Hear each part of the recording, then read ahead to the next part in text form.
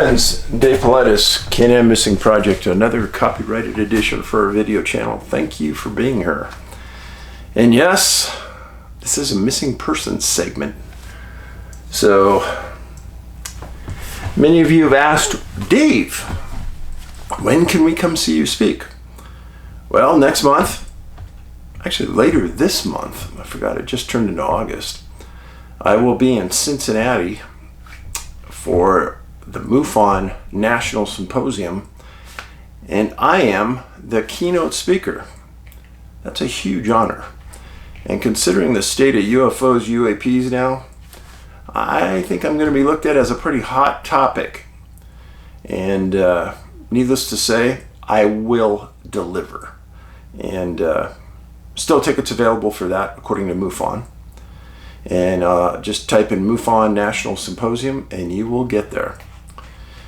Also, probably the best conference I've ever put together. Myself and Joe Hauser, the owner of the Montana Vortex, worked on this for months, and we got it together for October 7th and 8th, Kalispell, Montana. And it will be a once-in-a-lifetime conference with the greatest speakers you've ever seen, the Montana Con. And, you know, I'm a big supporter of Native Americans, their rights, their beliefs. And we've got one of the best speakers in the world on that topic, Jonathan Dover from the Navajo Rangers. He's employed as a lieutenant for the Navajo Rangers. It's like the fish and game department for the Navajo property. And he was ordered by his superiors to go out and investigate Bigfoot, UFOs, etc. And I've seen Jonathan talk before. He's unbelievably good. If you follow my Skinwalker shows, he's been on that Skinwalker show several times and talked about the portals and things on that property, and he was absolutely correct because that's what they're delivering on right now. He will be there. I will speak. Joe will speak and show several of the interesting things that he has captured at the Vortex. And Ron Moorhead, who wrote Quantum Bigfoot, is going to talk. Scott Nelson, who deciphered and did the analysis on the Sierra Sounds at Ron's property, he's going to be there. And one of the greatest speakers I've ever seen, and who has written some outstanding books, Tom Powell, who doesn't talk much anymore. He's friends with Joe and I, and he's going to show up, and that's just great.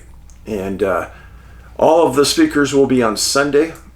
It's a 3-day federal weekend, so Saturday and Sunday are going to be packed.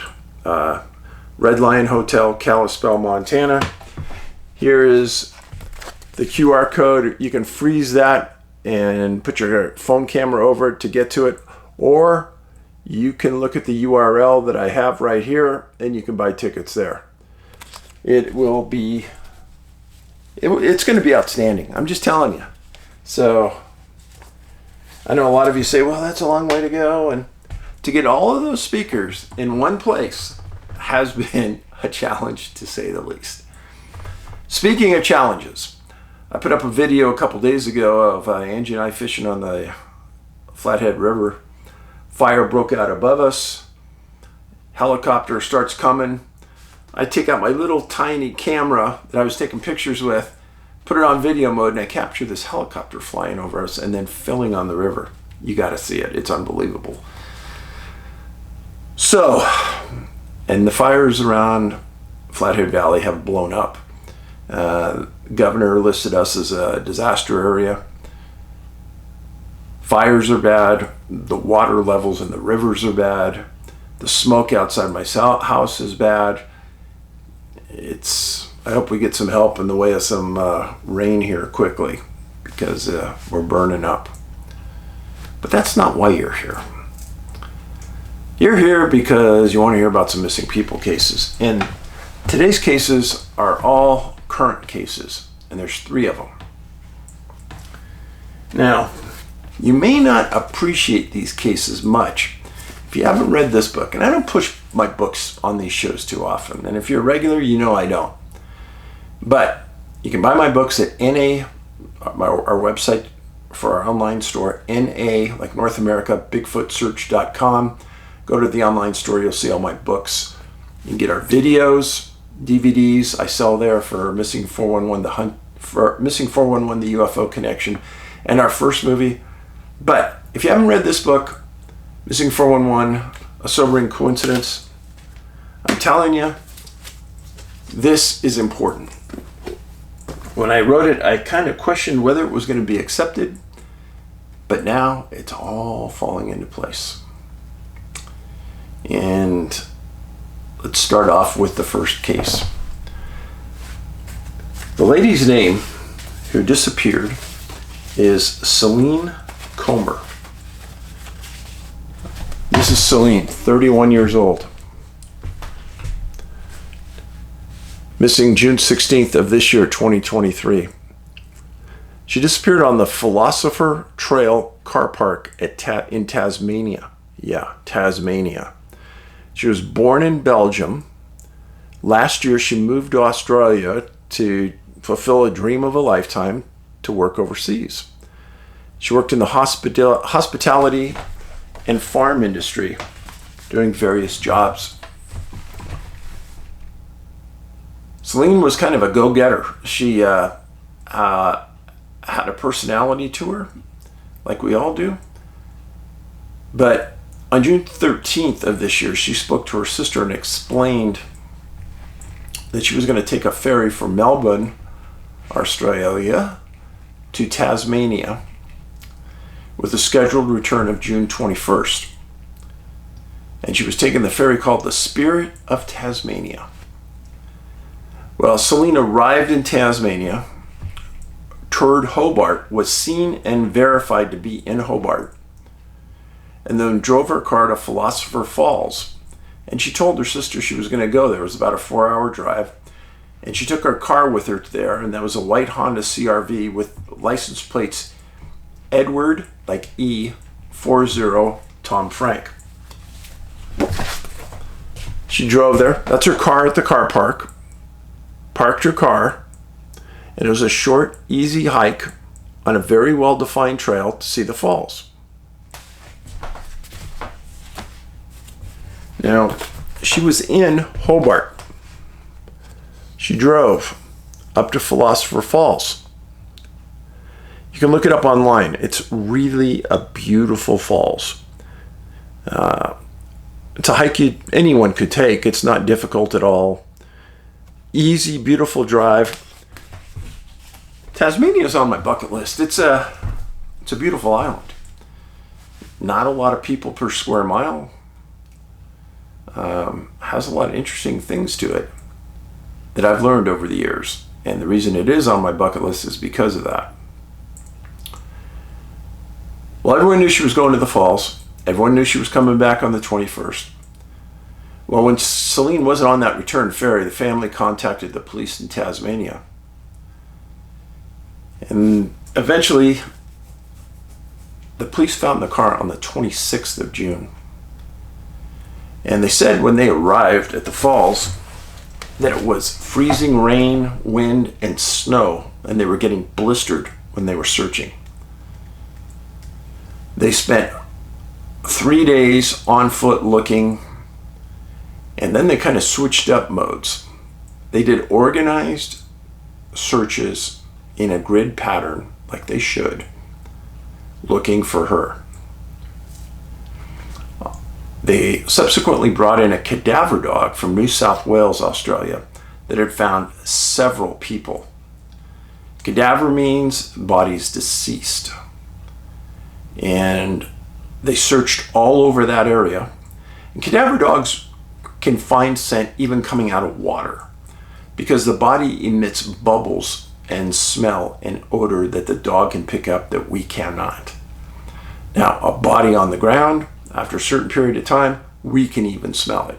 And if you smelled it, you won't forget it. But the dog came in, searched for a couple days, came up with nothing.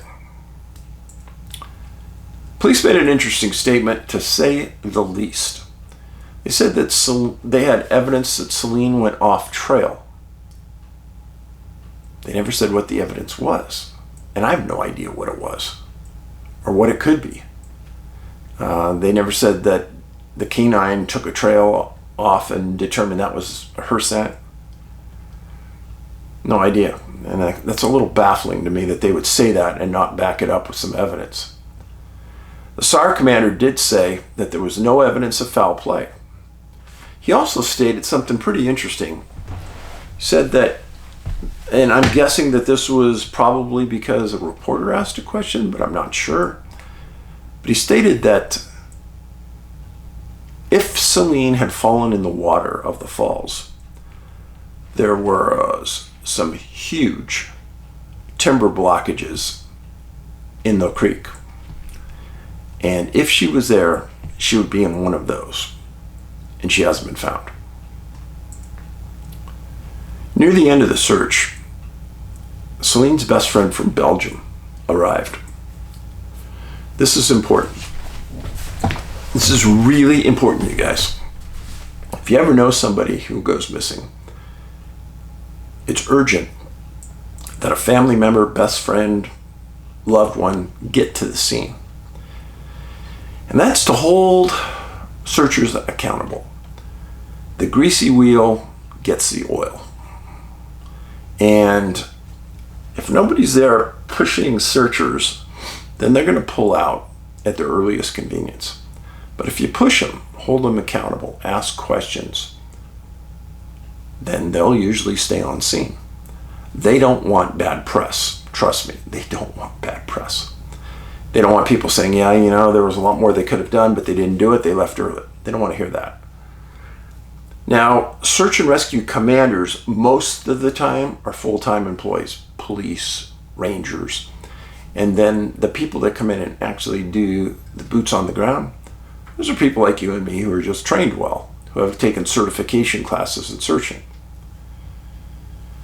Searcher also made another statement that Celine's last cell phone ping on any tower was on June 20th. And they believe that that car had been parked at the falls since June 20th. That makes sense because she was supposed to be back on the ship on the next day. So if she went out to take a hike in this area, maybe something happened on the 20th.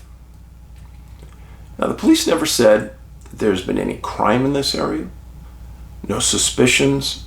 They did put out a call with the vehicle, etc., that if anybody was in this car park area where she left her car, to please contact them. And I think that they were trying to establish maybe that someone had seen her, she was okay, or was she with somebody else? They didn't go into great detail. Trying to get information out of a small country like Tasmania in a very rural area like the Falls is challenging at best. So I'm sure her family is devastated. Now, if you're a woman, specifically a woman, and you go out alone hiking, you have several risks at stake. First of all, you should be taking a personal locator beacon. I don't care if you're a man or a woman, you're hiking alone, you should take one. You break your leg, if you're going off trail, there's a good chance you won't be found before you're dead. So you need to take one. But ladies, there's a lot of predators out there that are masquerading as men. And they see you alone on a trail, and you don't have mace, you don't have a gun, very easy to overcome you and take you.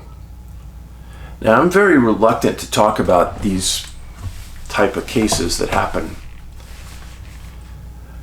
And there's not a lot of evidence on the table, and the reports still haven't been filed because the police could be withholding a lot of info.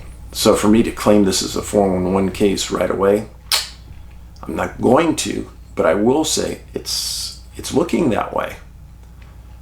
Now, there aren't a lot of 411 cases of women hiking alone in the woods that disappear. They just aren't.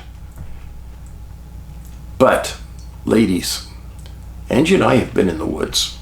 In fact, we were in Glacier National Park about a month ago, hiking. 3 or 4 women passed us on the trail going the other way that were alone. First of all, I don't like to see anybody hiking in the woods alone, but definitely, ladies, it concerns me. And Again, if you're on the trail and there's bears around, carry bear spray. And if you're ever accosted by a man, use the bear spray on the man. But take precautions. Let people know where you're at, and let people know when you're going to come out. If Celine was on that trail June 20th, she should have told somebody the exact time she was going to be off that trail, and then sent a text to that person to tell them she's off in her car, heading back to Hobart, she's safe. That's really the way it should be done. I don't care if you have to text somebody in Belgium or Australia, you need to do it. And if you're planning a trip like that, do that as the minimum. Still hasn't been found, no other details. Next case. A man named Karl Clemente. Karl was a highly educated young man, 27 years old. Went missing June 11th, 2023. And he was a child psychologist. He was Filipino. And he was attending a concert at a location called the Brooklyn Mirage. He got separated from his friends after the concert. He disappeared. This is the missing person poster on Karl. Karl's family lived in the Philippines. When he disappeared, they called the Filipino consulate in New York. They worked with the police. Police started to do the follow-up on it. And what they found was that Karl had gone through an adjacent lumber warehouse. He was seen running through it. Odd behavior, to say the least. In the middle of the night. No one was chasing him. No one else was seen on footage. He's also seen on a street running towards a gas station. Nearby, very nearby the concert venue. No known reason to be running. Well, he went missing early in the morning on June 11th. All the area around the event was searched. Wanted posters went up. The embassy got involved. June 16th, his body was found floating in a segment of Newton Creek in New York called English Kills. That's the name of it.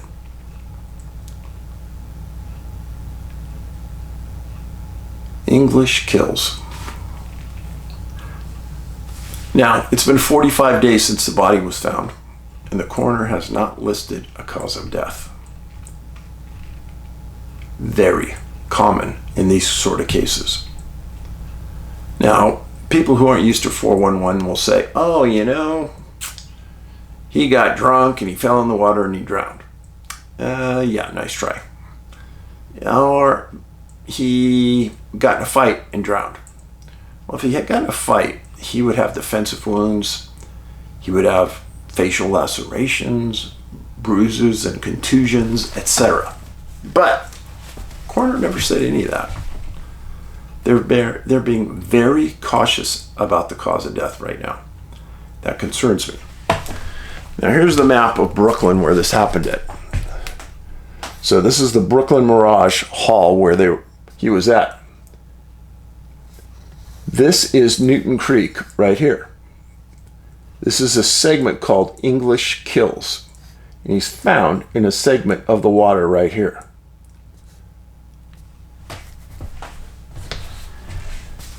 NYPD Patrol Harbor Division picked up the body, turned it over to the coroner. Well, even if they're waiting for a chemical analysis on the body, should have been found by now. Should have been back by now. Nothing. And nothing maybe because there's a new twist in this case. Here's the twist. A man named John Casyic, 27 years old, went missing on July 29th of this year. Yeah. So Karl disappeared June 11th. Karl disappears July 29th. John had an apartment on the Lower East Side. This is John. He was employed by Goldman Sachs as a senior analyst, graduate of DePaul University, described as a super intelligent person, raised in Illinois. July 29th, he attended a concert with friends at the Brooklyn Mirage.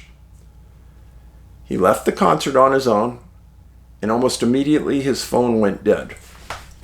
Let's stop there for a second. People who follow me know that when phones and electronics start to go dead, that's like something unusual is taking place. And many of the people who have disappeared and have been found that I write about in my book, their phone went dead soon after they disappeared. What's happening here? Well, in my missing people research involving UFOs and UFO abductees, many people claim they're driving down the road, they see a UFO and their car just goes dead, battery goes dead.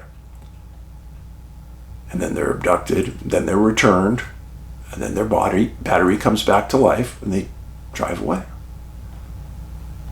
Well, it also affects phones, etc.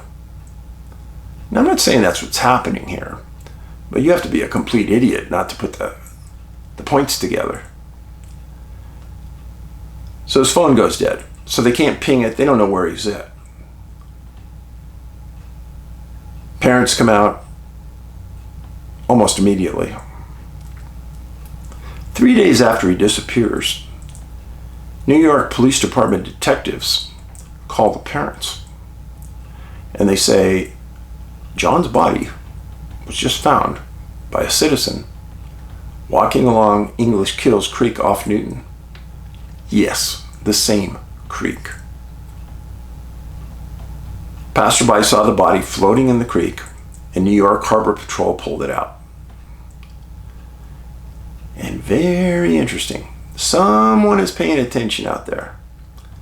Because in my work, I talk about how bodies are found and in what position the body's found in the water. I go through this for you in the book. Men should be found face down in the water. Women, most commonly, face up. It has to do with body structure, it has to do with size of the lungs, fat composition, etc. Well, the reporter even stated in her article that the body was found face down. They also stated that the wallet and phone was on the body. Now, John is no small target, 6'3", 180. And again, the coroner has not listed a cause of death as of yet. Now, I don't expect it this early in the investigation. Now, if it was me running the coroner's office, I would give Casyic's body to the same coroner that did the Clemente autopsy. I did a profile on these cases. Now, in the two cases I just told you about, they're both males. Young, super smart, no cause of death, both were 27 years old. No violence reported to the body. Ka-ching! Cases I talk about in my book. White males, mostly 18 to 30. Excellent physical condition, extremely smart, most time highly educated, most of the time had been drinking. Let's think about this. Folks, do you know how many people are sleeping on the street in New York City? Do you have any idea how many thousands of people? Think about that for a second. Thousands. Many of them don't speak English. Many of them using drugs. Many of them with mental health issues. But this isn't what I'm talking about. Somebody was a drunk transient on the street, falls in the water, drowns. I get it. Makes sense. But no, that's not what I write about. The cases that I've written about that apply to John and Karl are from locations like Chicago, Boston, New York, Phoenix, LA. But do you know how many places in the world have locations where a big city is there and they have a harbor and they have rivers running through it? Thousands. But these cases do not happen at every city. There's a select group of cities where these happen at all the time. Now, in the book, I wrote about a whole handful of cases that happened in the UK, Spain. This isn't a regional issue. This is worldwide. And the consistencies are there. No cause of death, in the water, smart young men. Less than 1% of the cases are women. Why is that? Now, there was a very smart New York detective that started to put this together in his city about 15 years ago. And he said, this person disappeared here, but he's found 15 miles away in a river upstream from where he disappeared. How'd that happen? And he started to look into it. Then he teamed up with some other people and they came up with this theory called the smiley face killers. Even had a series about it for a while. Here's the problem with that. I've been to a lot of the places where these people disappear. I'm talking about the people I've researched that fit the smiley face profile. I've never found a smiley face at the locations where these people disappear. Never. Never happened. But they looked at it from a regional issue. I mean, New York City. I looked at it from 40,000 feet because it's worldwide. What's happening to these people? Many of the cases, the person disappears. The person is found days later. Now, when a body goes in the water, the body, based on the temperature in the water, reacts a certain way and decomposes in a certain method and criteria. So they can tell how long the body's been there. When you die, the contents of your stomach stop digesting. So we know what the last thing that went in your system was. And that's important. Why is that important? Because if somebody was having dinner with some friends at 6 p.m. on a Saturday night, and he disappears at 7 p.m., and he's found in the river 3 days later, and there's nothing in his stomach, well, that means that he was alive for some period of time for that dinner to digest. But if he was having Italian food, and he's found in the river, and the Italian food that he was eating at dinner is still in his stomach, then you kind of know that he died very close to the time he was done eating. This may be a little more information you want to know, but this is kind of how you determine how long somebody has been dead. The other part of that is that several cases I've written about, the time the people were in the water doesn't correspond with the amount of time the people were missing. Hello? So where were they? Those people were never classified as kidnapped or abducted. No. They were always classified as missing. Now, how is that, Dave? Where were they? What happened? Well, that's the million-dollar question, isn't it? And these deaths continue, as I just explained to you. John and Karl's case are obviously connected. You got to be an idiot not to think they're not. They were at the same venue. They ended up in the same small creek. And the name of that creek? English kills. How can that be? How did it get its name? Right. If you like this video and it's educated you, I don't like saying like. There's nothing to like here, but if it's educated you, give it a thumbs up, pass it around, put it on your social media. When you walk out of here tonight, or today, or this morning, when you see this, remember to be nice to the people in your community. I get reminded daily in emails and by friends that they're having a rough time in life. And I'm with you. I have a rough time too, seeing what's going on around me. And the last thing we need is somebody with a bad attitude staring at us while we're in the supermarket or at the store. Smile. Make somebody's day. Help someone who's in need. I think that's part of the reason we're here. We need to support each other. Because you know what? There's some people out there who aren't going to support us. So, if you can get to the conference, Kalispell, Montana, October 7th and 8th, I hope I see you there. If not, and God's willing, I'll be back here in a few days. Paulides out.